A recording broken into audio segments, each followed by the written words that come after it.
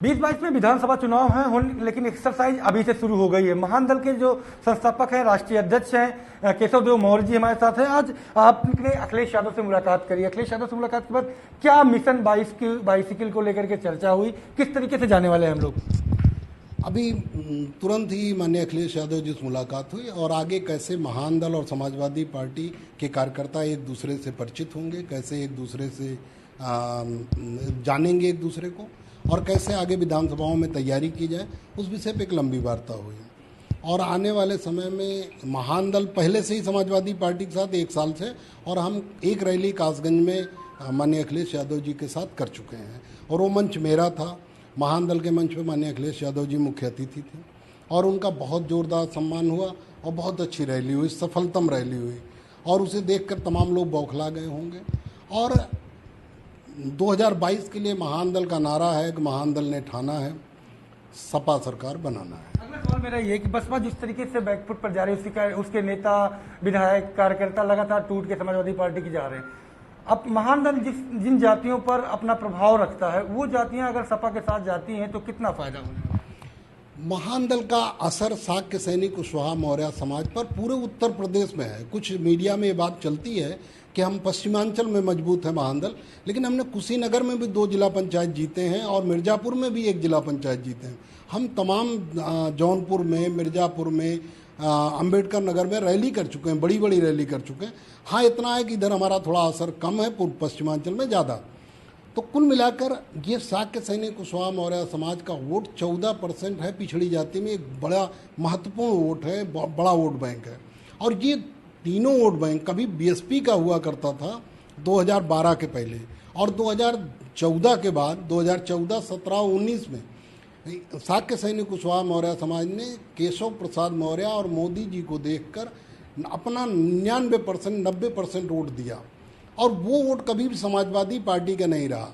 लेकिन अगर ये वोट समाजवादी पार्टी में आता है, अगर मैं किसी विधानसभा में 20,000 वोट समाजवादी पार्टी के प्रत्याशी के तरफ ट्रांसफ़र करता हूँ, तो भारतीय जनता पार्टी का 40,000 का नुकसान होगा, और 40,000 का नुकसान भारतीय जनता पार्टी विधानसभा के चुनाव में नहीं झेल पाएगी।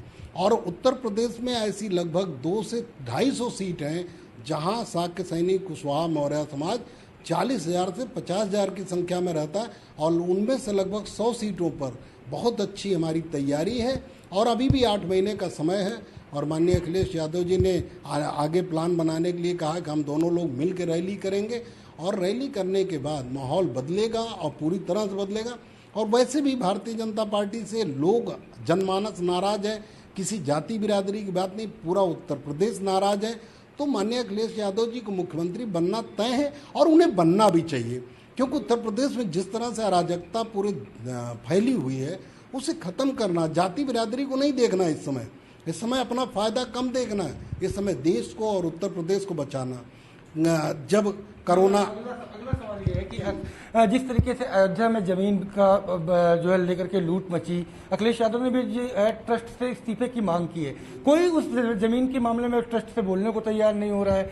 क्या खामी देख रहे हैं अयोध्या के मुद्दे पर?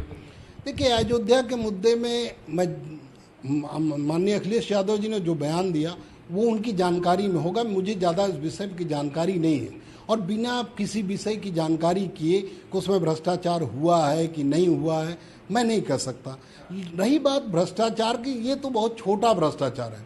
अरे कोरोना काल में अस्पतालों में जिस तरह का भ्रष्टाचार, सरकारी अस्पतालों में जिस तरह का भ्रष्टाचार, और ऑक्सीजन जिस तरह कालाबाजारी हुई, उससे बड़ा भ्रष्टाचार जनता को, रामलला मंदिर में भ्रष्टाचार हो जाएगा, उससे किसी की मौत नहीं होगी।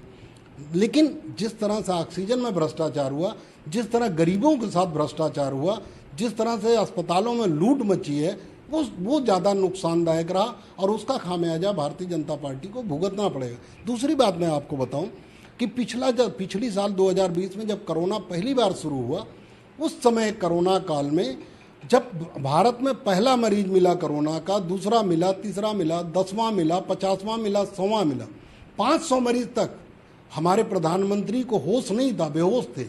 उनको ये होश नहीं था कि हमारे देश में कोरोना बढ़ रहा है, हमें भी लॉकडाउन करना होगा, अब दुनिया के हर देश में हो रहा है, तो सबको अलर्ट कर सकते थे। जनवरी 2020 में पहला मरीज मिला, और प्रधानमंत्री जी ने 24 मार्च को लॉकडाउन किया, तो जब आपको 2 महीने का समय था, 3 महीने का समय था, तो आप सबको अलर्ट कर सकते थे 1 महीना पहले कि भाई जिसको जहाँ जाना हो चले जाओ, ट्रेन स्पेशल चल जा रही, मेला ट्रेन चल जा रही, फ्री में चल जा रही, ज़्यादा पैसा लेके चला देते, लेकिन सबको घर भेज सकते थे फिर अलर्ट। लेकिन 549 मरीज तक मोदी जी एकदम बेहोश पड़े थे, होश में ही नहीं थे। और 550 जैसे हुआ वैसे आए, प्रकट हुए और कहा कि आज रात 12 बजे से लॉकडाउन हो जाएगा। जो बारात गया था वो फंस गया, जो कहीं गया था इंटरव्यू देने वो फंस गया, जो देश परदेश था किसी काम से गया था वो फंस गया। किस तरह नन्हे नन्हे बच्चे, कैसे छोटे छोटे मासूम बच्चे हजारों हजार किलोमीटर, गर्भवती महिलाएं पैदल चली आ रही, जिन महिलाओं को गर्भ के समय 9वां महीना चल रहा उनको बच्चा रास्ते में पैदा हो गया। माननीय अखिलेश यादव जी ने मदद की थी उसमें। इन्होंने ना तो बस की व्यवस्था की ना ट्रेन।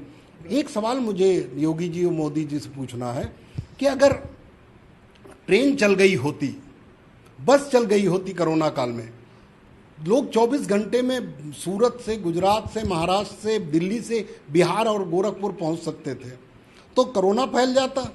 और ट्रकों में ठूंस के जहाँ 100 लोगों को बैठने की जगह होती उसमें 500 लोग ठूंस कर 5,000 रुपये देकर, जहाँ 500 रुपये किराया हो सकता था वहाँ 5,000 रुपये देकर 100 की जगह में 500 लोग ठूंस के आए, 24 घंटे की यात्रा 10 दिन में पूरी की, तब कोरोना नहीं फैला। अरे तुम किस तरह बड़े मूर्ख हो, इतना तो होश होना चाहिए। हमसे बात करने के लिए तो ये थे महान दल के राष्ट्रीय अध्यक्ष केशव देव मौर्य, जिनका साफ तौर पर कहना है कि आज अखिलेश यादव जी से मुलाकात हुई, 22 में किस तरीके से चुनाव लड़ना है उसको लेकर के योजना बनी और आगे किस तरीके से ग्राउंड जीरो पर तैयारी करनी है उस संदर्भ में भी बेहद चर्चा हुई, चूंकि 22 में बाइसिकल लाने का संकल्प महान दल ने ठाना है। कैमरा पर्सन सौरभ के साथ संजय सिंह चौहान, भारत समाचार, लखनऊ।